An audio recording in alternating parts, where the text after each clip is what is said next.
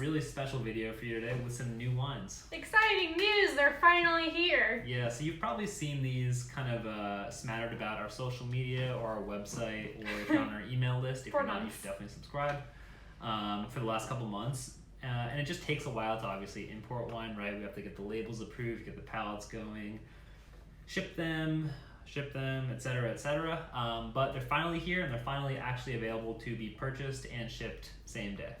So in case you haven't been following along this entire time, we are basically slowly filling up the map of France with our producers, and we're really excited to have added Alsace with Domaine de l'Envol and Beaujolais with David Large. Yeah, we're really excited about this one. I really like crisp, clean whites. Holly loves Beaujolais. I like Beaujolais too, but Holly really likes Beaujolais.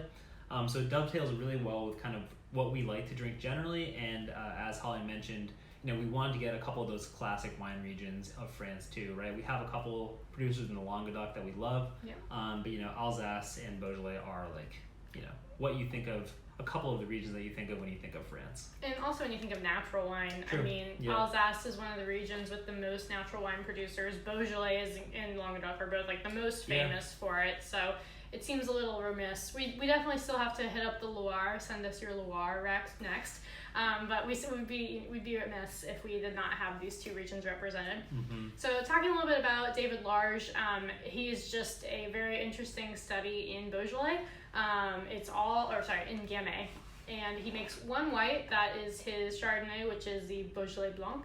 And then he basically has everything from Beaujolais Nouveau all the way up to several crus within the Beaujolais region. Yeah, we brought in 7 wines total from David, and it's a really cool exercise in what different soil profiles, different slope directions, aspects, kind of all kinds of stuff will do to a single grape. And obviously there's a little bit of work done in the cellar too, a lot of work.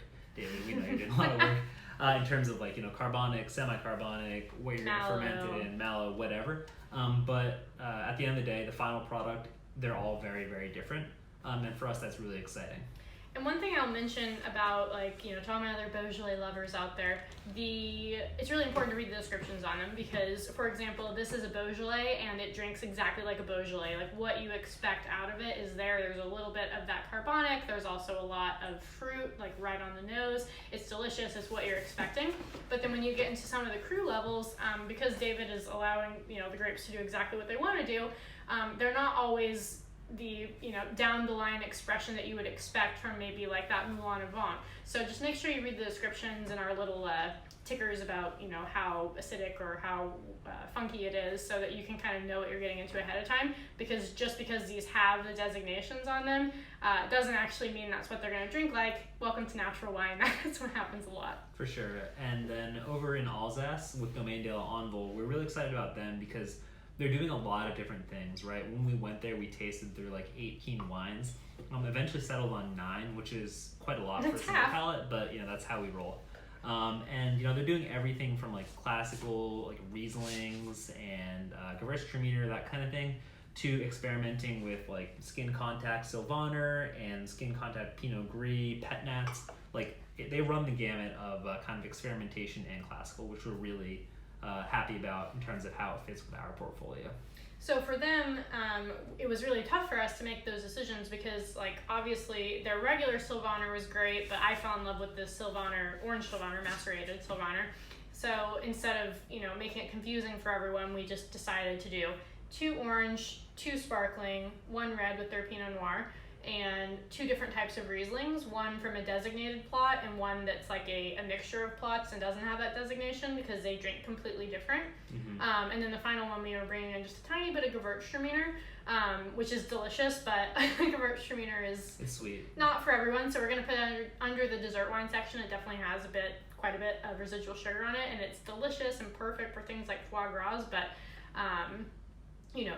it's not like a Riesling, even if it looks like it's in a Riesling bottle. So exactly. So club members, you will be seeing these wines pretty soon in your boxes. For those of you that aren't in the club, why not?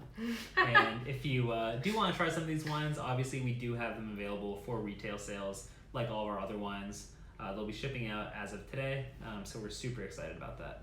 So yay! Cheers to our new French wines, and I believe we're going to do a 10% off for like this next week while they're first going out. And Nick and I couldn't decide on a coupon code, so I'm just going to decide now that it's French Love.